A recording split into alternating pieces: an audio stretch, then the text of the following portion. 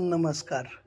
कोणत्याही गोष्टीला प्रतिक्रिया देण्यापेक्षा प्रतिसाद द्यावा.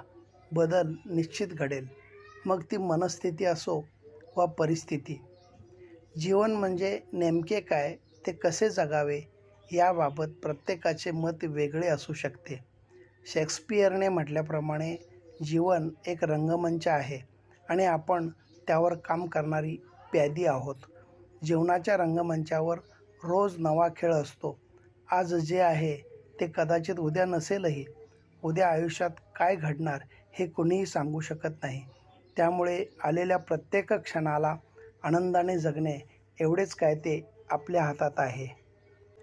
जीवनाच्या रंगमंचावर आपल्याला नवनव्या भूमिकेंसह सज्ज असावे लागते.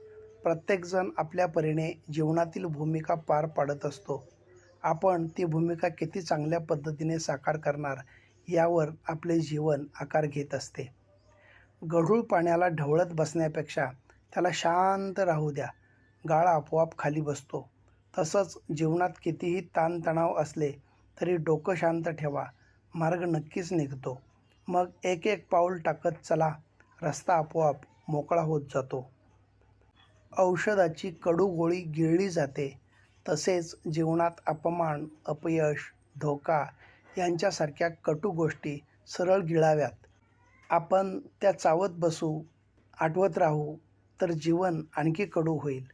शिरा खाताना आपल्याला रवा, काजू, बदाम दिसतात, पण जिच्यामुळे शिरा गोड झाला आहे ती साखर मात्र कुठेच दिसत नाही.